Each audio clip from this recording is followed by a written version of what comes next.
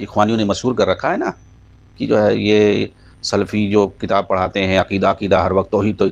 سلمان عودہ کی تو ایک کیسٹ ہے، اس کے اندر اس نے کہا ہے کہ توحید کیا چیز ہے بھائی، توحید تو 2 منٹ میں ختم ہو جائے، 2 منٹ میں آدمی سیکھ سکتا ہے. کیا ہے لوگ وہی لگائے رکھتے ہیں، توحید عقیدہ ہر وقت جو ہے 2 منٹ میں سیکھ سکتے ہیں. تو یہ لوگ ایک چیز تو یہ نہیں، یہ ہلکا پن بتانے کے لیے ان کو اس کو بہت ہی ہلکا دکھانے کے لیے ایسا کرتے ہیں تاکہ آدمی اسے توحید کو اہمیت نہ دے، عقیدے کی کتابوں کو کوئی خاص اہمیت نہ دے، اس لیے اس کو ایسا بتاتے ہیں اور کہتے ہیں کہ اس کے اندر بڑے روکھا پن ہے، سوکھا پن ہے. مطلب کیا رہتا ہے، یہ چیز ہے فرشتوں پر ایمان لانا، اور اس کے بعد پھر اللہ نے فرمایا قال اللہ، اس کے بعد وہ آیت پڑھ دیتے ہیں قال الرسول، اس کے بعد حدیث پڑھتے ہیں قال صحابہ، فلاں صحابی نہیں ہے گا. تو مطلب ان کے یہاں قال اللہ قال الرسول قال صحابہ کے علاوہ کچھ ہوتا ہی نہیں ہے. ہاں، آثار اقوال حدیث آیات یہی صرف یہ لوگ پڑھتے رہتے ہیں ہر وقت. کتابوں میں یہی لکھا رہتا ہے، عقیدے کی کتابوں میں کوئی ایک چیز عقیدہ بتایا جائے گا، پھر اس کے بعد یہ فلاں کا قول ہے، فلاں کا قول ہے، فلاں کا قول، اللہ کا قول، رسول کا قول، صحابی کا قول، فلاں تابعی کا قول، فلاں امام کا قول، فلاں نے کہا، فلاں نے اقوال کے پیچھے لوگ پڑے رہتے ہیں. سوکھا پن،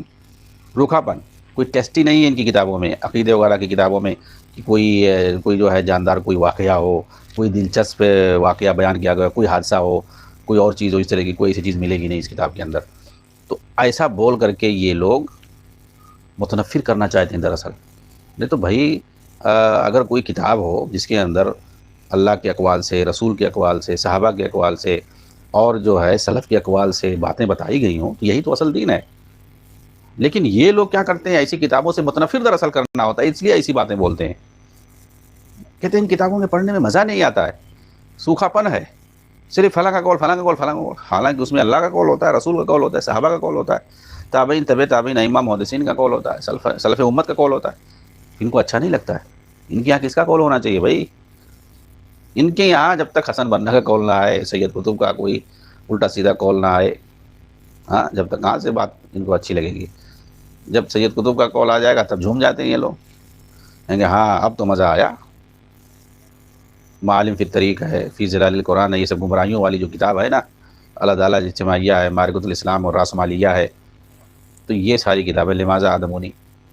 یہ کتاب جاہلیت القرن العشرین، موجودہ زمانے کی جو سیاسی کشمکش پر مشتمل کوئی کتاب ہو، یا بارود نام کی کوئی کتاب ہو، یا پھر جو ہے فساد اور فتنے کی کوئی کتاب ہو، جس کتاب میں بتایا گیا ہو کہ فلاں ملک میں آگ بھڑک رہی ہے، فتنے کی آگ میں فلاں ملک جو ہے جھلس رہا ہے، غزہ تباہ ہو رہا ہے، اور جو ہے برما جل رہا ہے، اور فلاں ملک جو ہے اس پہ حملے ہو رہے ہیں، یہ ہو رہا ہے، وہ ہو رہا ہے. ایسی کوئی کتاب ہو، اس کے اندر مار دھاڑ ہو، ایکشن ہو، ری ایکشن ہو، تو یہ ان کو سمجھیے کہ بڑا مزہ آئے گا ایسی کتاب ہے پڑھنے میں. اس لیے کہتے ہیں کہ عقیدے کی کتابوں میں کیا ہوتا ہے، بڑی سوکھا پنی ہوتی ہے، کیونکہ ان میں صرف نصوص اور احکام بھرے پڑے ہوتے ہیں. تو شیخ نے کیا جواب دیا؟ کہتے ہیں کہ عقیدے کی کتابوں کے بارے میں پہلے یہ کہنا کہ ان کے اندر سختی ہے، سوکھا پن ہے، پھر اس کی وجہ یہ بتانا کہ ان میں صرف نصوص ہوتے ہیں، قال اللہ قال رسول قال صحابہ قال فلاں یہ سب ہوتے ہیں. اس طرح کہنا کہہ رہے ہیں کہ بہت ہی خطرناک ہے، بلکہ کہنے والے کے لیے بہت ہی سنگین ہے، بلکہ جو علت بتلائی ہے وہ بہت خطرناک ہے. اور عقائد کی ان کتابوں کے بارے میں جنہیں ہم پڑھتے اور پڑھاتے ہیں، یہ کہنا کہ ان کے اندر سوکھا پن پایا جاتا ہے، یہ ایک ظالمانہ حکم ہے. بلکہ معاملہ مزید سنگین ہو جاتا ہے جب اس کی یہ علت بتائی جاتی ہے کہ ان کتابوں کے اندر نصوص بھرے پڑے ہیں، قال اللہ قال رسول قال صحابہ قال فلاں قال فلاں. ہاں، ہمارے پاس جو عقیدے کی کتابیں ہیں ان میں کتاب و سنت سے نصوص بھرے پڑے ہیں، ان میں آراء اقوال اور فلسفیانہ موشگافیاں نہیں ہیں. آیات و حدیث کو سوکھا پن کہنے والا اگر اسے حلال اور جائز سمجھتا ہے اور جان بوجھ کر کہہ رہا ہے تو یہ اللہ کی آیتوں اور حدیثوں کا مذاق ہے. اور جو کسی آیت یا حدیث کا مذاق اڑائے تو اس کا مطلب ہوگا کہ اس کے یہاں اللہ اور اس کے رسول کی کوئی قدر اور کوئی احترام نہیں ہے. اگر وہ ایسا کہنا حلال اور جائز سمجھتا اور اسے جان بوجھ کر کہتا ہے تو اس پر لازم آئے گا،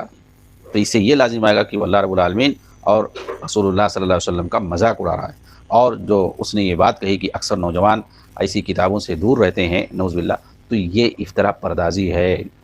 یہ تہمت ہے، الزام ہے، کیونکہ یہ خلاف واقع ہے. حقیقت یہ ہے کہ عقیدے کی جو کتابیں ہمارے ہاتھ میں ہیں، انہی کتابوں کو پڑھ کر لوگ صحیح دین کی طرف آ سکتے ہیں. جس وقت 12ویں صدی ہجری کے اندر جزیرہ عرب میں مجدد دین و ملت اپنی مبارک دعوت کو لے کر اٹھے تو عالمی پیمانے پر آپ کی مخالفت کی گئی اور لوگ اسے ایک نئے دین کے طور پر دیکھ رہے تھے اور یہ پروپیگنڈا کر رہے تھے کہ یہ محمد صلی اللہ علیہ وسلم کا لایا ہوا دین نہیں ہے۔ مگر مرور زمانہ کے ساتھ لوگوں کو پتہ چل گیا کہ یہ دعوت، یہ عقیدہ اور یہ کتابیں جن کے بارے میں سائل نے سوال کیا ہے، یہ سب اسی دین محمد کی تجدید ہے اور اسی کو جو ہے پورے عالم میں پھیلانے کی کوشش کا نام ہے۔ اور پوری دنیا سے مسلمان آج ان کتابوں کو پڑھ رہے ہیں، انہی متون کو یاد کر رہے ہیں۔ افریقہ کے ایک ملک میں مجھے خود جانا ہوا جہاں میں نے دیکھا کہ مسلمانوں کے بچے الاصول الثلاثہ، کتاب التوحید، کشف الشبہات کے متون کو یاد کر رہے ہیں، ساتھ ہی البیقونیہ، الاربعین النوویہ بھی یاد کر رہے ہیں۔ یعنی ہمارے یہاں مدارس میں جو تعلیمی نصاب ہے وہ پوری دنیا میں پھیل رہا ہے اور اسی طرز پر جامعہ اسلامیہ مدینہ کے فارغین اپنے اپنے ملکوں میں مدارس کا قیام کر رہے ہیں، حتیٰ کہ یورپین ممالک میں بھی۔ چنانچہ یہ کتابیں فرانس کے اندر بڑے پیمانے پر پھیل رہی ہیں اور وہاں جو داعی حضرات کام کر رہے ہیں ہم ان سے رابطے میں رہتے ہیں۔ اس لیے جس نے یہ سوال کیا ہے کہ میں نہیں جانتا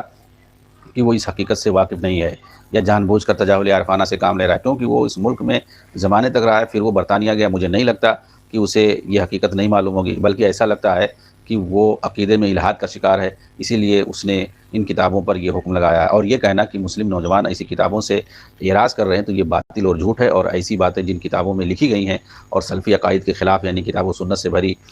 کتابوں کے خلاف کوئی بھی رسالہ اور کتاب ہو اسے جلا دینا مناسب ہے، کیونکہ وہ ارتداد ہے۔ ایسی بات شیخ ابن باز نے کہی ہے